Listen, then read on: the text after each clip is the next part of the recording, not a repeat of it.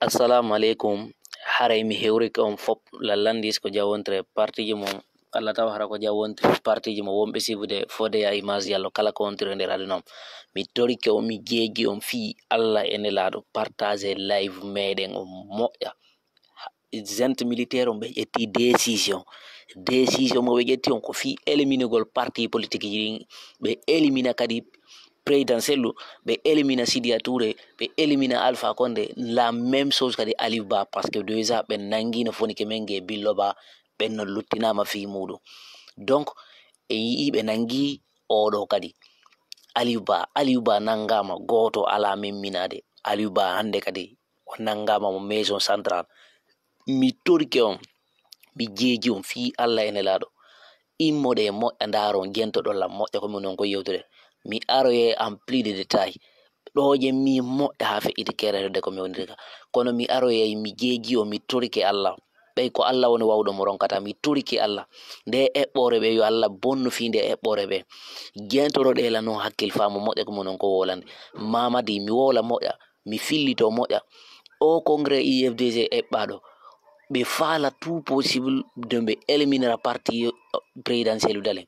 ɓe faala tout possible no ɓe nangira ala gisellu ɓe faala tout possible éliminego ala gisellu mi torike on mi jeji on partage live meɗen o mi aroyay détail ji mi hendike ɗo information ji claire ko Ousmane Gawal faala wadde mi hendike ɗo information ji claire mi hendike ɗo information ji claire mi hedike wallahi billahi information ji claire mi sikka on yitola de ika on yi tola ala wolude joni ka ndare moƴƴa tola yewtuno prévenu ko ɗum ɗo non fo tola wonno prévenende o wolana ala gisellu yoɓe wattan hiila moƴƴa wonɓe ɓe wonde muɗum ɓe on yi ko feƴƴi kon ɗo Côte d'Ivoire ka ɓe empêchi ala gisellu recensagol ɓe faala organise ude no ɓe organisiri noon par ce que en yii constitution mi wona ɗo haalede fimon déjà préparanama fimuɗon ɓenni ko le 27 ka ko le 20 combien constitution waɗi o lannama hande kadi ɓe yalta e joni ɓe valida candidature Mamadi Doumbouya on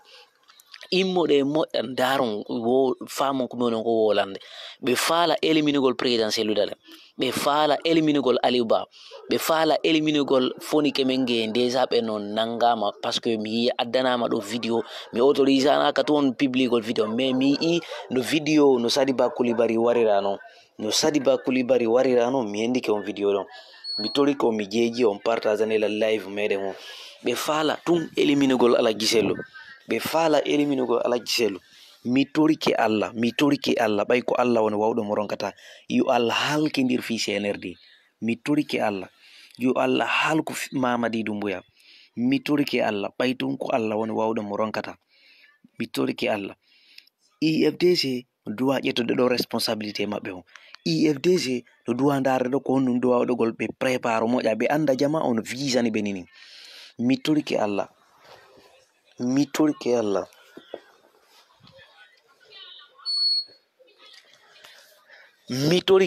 ɓay tun ko Allah woni wawɗo mo ronkata mi addanama ɗo plan ji CNRD ko ɓe programme kon fi ala gisellu mi addanama ɗo programme ji plan ji no ɓe formire noon fi ala gisellu fi éliminugol ɓe ɗin noon fof muɗum mi addanama kono mi décidi janggo mi ƴettay décision fi muɗum mi accitay ɗe bale ɗo fof golle annen par ce que mi darotako ko fi ala gisellu ko éliminete mi darotako fi parti on ko éliminete mi ƴetti décision min fode a image si wonki yanke walotoɗa ala gisellu waloɗa yummi waloɗa won ala gisellu daro mi ƴetti on décision noon si tawi maayoɓe ittama hakkunde min e ala gisellu min mi ƴettay mayde nde mi acci ala gisellu daro ɓe wura fino ɓe wallitoro jamalagi noon mi wola moƴƴa mi fillito yeete Ousmane Gawal on décision ɓe ƴettidi ɗon hankin e ɓeya ka pale mi faami ɗum noon fof muɗum koɓe yewti kon ko appel ji maɓɓe fii tun empêchegol ala gisellu argol ka laamu empêchegol ala gisa fi éliminegol mo mi humpitama fof muɗum mi humpitama noon fof muɗum programme ji ko ɓe ƴetti kon ɓe faala tout possible il fera tout fi waɗugol parti on disuɓe e élimina présidentiel ɗo noon mi fewta e ala gisellu mi yeeta ɓe ɗo noon hande komi wowa yeetade ɓe kono mi yeetatoɓe ɗo fi ɓe fam moƴƴa ala gisellu ndaare wonɓe ɓen takkuma hoɗum ndaare wonɓe ɓen ko jungo mo ñaamo e ko jungo mo nano assume sécurité mon hay joni ka jananiriga par ce que ɓe falama tu yo howtu lagine laaɓani on noon hande Côte d'Ivoire ɓeɗo ayɓe mon men ko ayɓe mon tigiri wondude muɗum on holliɓe teddungal ɓe hollali hoore maɓɓe teddungal on holliɓe teddungal ɓe hollali hoore maɓɓe teddungal ha giselu ƴette disposition moɗon o sayɗo ƴette disposition moɗon ƴetton sécurité moɗon Mamadi Doumbouya ɓe ƴettino ƴettugol acte Ousmane Gawal ar fellitaniɓe wawa hendagol parti o jonna kanko Mamadi yo Allah halkidir Mamadi Doumbouya e senirde makon fo mi toriki Allah yo Allah ɓayi Allah si satti kan yo tore ya tore Allah ɓayi tun yiɗa andi si wuli kan fewdete e muɗum yiɗa andi mene ɓeɗo ko hombe yami won toñude yiɗa andi min jinganiɓe fenude ɓe ari min wallitike ɓe yer ko min wawi ko hande ɓe yimmike contrat men min ne'iɓe ɓe janɗiɓe immade ƴakkogol men min ne'irani ɓe ɗiɗo min hollira nagol lawol ɗo kadi min hollino kan holli ɓe ɗo kadi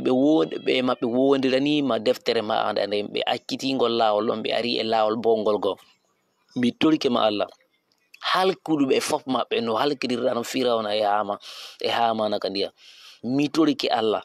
on yi tola deƴƴi ɓe fala tout possible no ɓe éliminera présidentiel dale ko ɗum ɓe fala mi aroyeɗo noon en plus de détail mi ƴetto e hande kadi décision mi ƴetti décision o yenduɗo lanɗo mi bloquay mo joni sibi lanni si allahu lanɗo jaabi ƴette décision ji moɗon ni alhaji sellu andon ɓe wondude mum ko yimɓe huɗaɓe yo Allah halkidir CNRD yo Allah halku Ousmane Gawal ɓe fof maɓɓe mi toriki Allah ɓay tun ko Allah woni wawɗo moɗa kora ya zal jalal wal ikram yo Allah halkidir ɓe fof maɓɓe mi aroye noon en plus de détail yeetike on noon jente moƴƴa ɓe faala éliminugol alhaji sellu ɓe nangi foni ke men gon ɓen noon ɓe élimini ɓen noon fellite ɗum ko hoore mum ɓe nangi Aliba Janwali ñalli 31 décembre feƴƴi nangue fuɗɗiri ko wowi toon mutiri ko wowi toon ɓe confisque pouvoir on corruption natele ndi ɓe continue tout position no ɓe éliminera présidentiel dale wattane yila moƴƴa komi woni ko yewtude ɓe faala éliminugo alhaji sellu par ce que hande kadi ɓe andi ko onnon tun e Sidia Touré woni darade hande kadi dartoɓe ɓe faala noon éliminugo alhaji sellu e Sidia Touré ko alhaji sellu ɓuura wulanede fi muɗum si ɓe andi si ɓe heddike alhaji sellu ɓe andi padre Alpha Condé ko wolata ɗon fi politique ɓe hajitake e muɗum par ce que si tawi ɓe innayi Alpha Condé ko gorko yo howtu ka peewi watta